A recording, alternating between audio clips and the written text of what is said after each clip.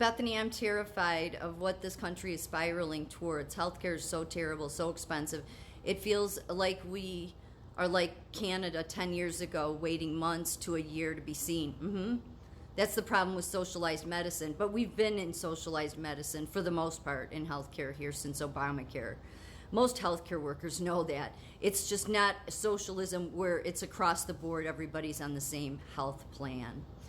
But otherwise, the way the hospital runs, the way it's been socialized, which is why really it's going into the communist area now, which once it goes into that communist healthcare, you can't really even call it healthcare then. You barely can call it healthcare under socialism. But under communism, a communist healthcare system, it's not healthcare, it's just some building that maybe has a nurse or an aide in there that maybe can help you. It's not a sterile environment, because all that system is about is all the money goes to the top. Yeah, so that's, and I recognize that because, well, I knew some of the tactics that were happening. So one of them is supplies start missing. There was a time in this country where we always had supplies, plenty of them too. You could make the argument where, oh, we had too much. Okay, fine. But now it's like, it's slim pickings, even for a bed pillow. So that's your red flag that you're moving out of the socialist medicine, and you're moving more into, because then it's just becoming more about money, and it's blatant in the face of every healthcare worker how it's only about money. That's why these people are very sick. They have some disease because of their obsession with money, these administrators and CEOs, and they don't even recognize how their own sickness has made them into nothing but a monster. And that goes for every CEO of healthcare in this country, because they've all done the same thing. The other thing that they will do, when you can recognize when you're going into a communist healthcare system, is a healthy healthcare system is one where you actually have staff and you have a good team. When you have a good team in healthcare, that's the top of the line there. That's the 4 stars. Everything goes smoothly. It just is like water rolling down a hill. I mean, it's perfect. A good team is crucial to healthcare. So if you have a good team, and you're in under a system that wants to bring in communist tactics, because communists like to make people miserable, because they are monsters. What they will do, and you can read this, I'm not making this up, this is what they do. They don't like that teamwork. So if they see a team in communist China, if they see a team getting too empowered, and that's the part they don't want you empowered, then what they will do is throw a wrench into that. They will throw a team member that is, abusive to patients, is abusive to staff, and then even after almost an entire department has complained about the abuse by that one staff member, the hospital, Northwestern did this, but other places have too, they will go out of their way, the administrators, to protect the abusive individual, or it can be an individual that just doesn't do anything. They will go out of their way to protect those people. I've seen it happen. Because it's all about trying to destroy and knock down the team. Now, everybody in healthcare would say, no, that's not true. No, it is true. It is true. It's just maybe people don't pay attention. That's part of the reason they don't want to give you staff. If they give you staff, you may form a good team. And that's what you want if you care about patients. But these monsters heading up healthcare, they're too diseased with the love of money for them to do anything right by a patient. This is why I don't like Hollywood. Is you're right. I've heard so many Canadians say this is exactly why they can't stand healthcare.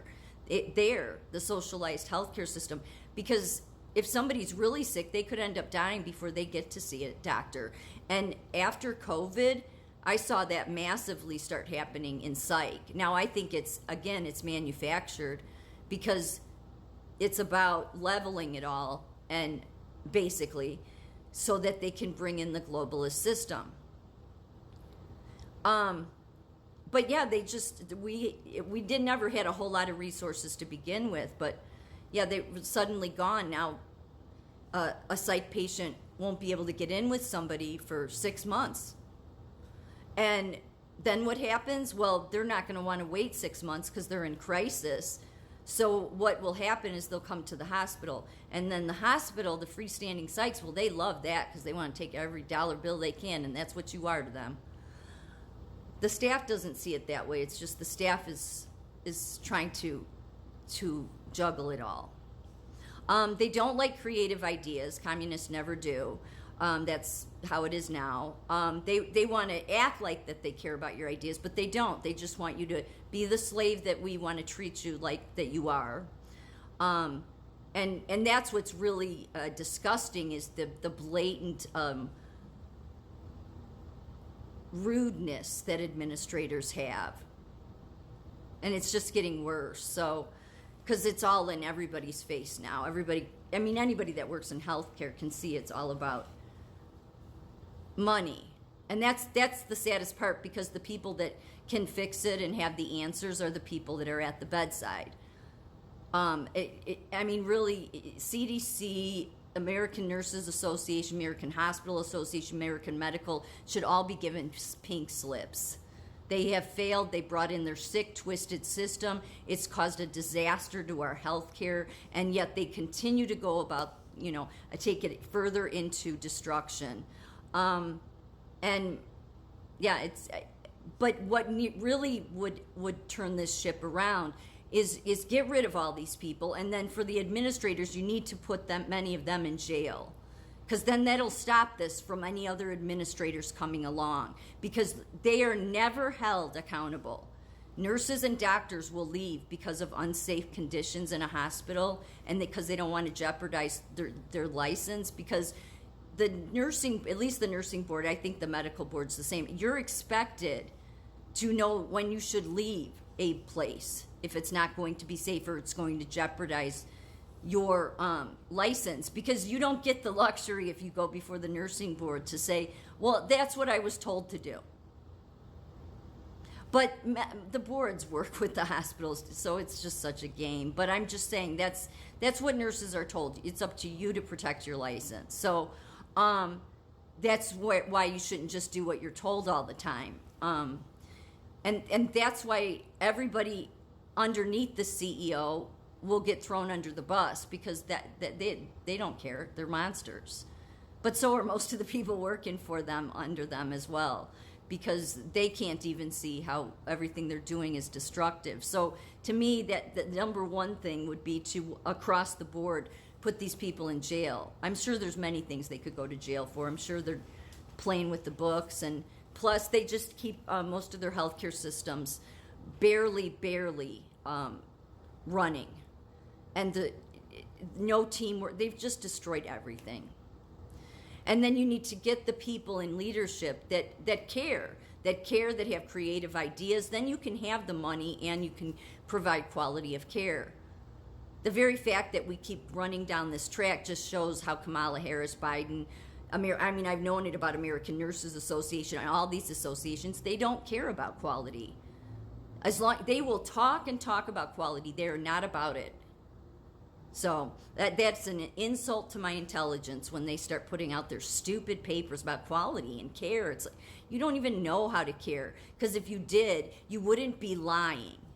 So, yeah, something's got to give here.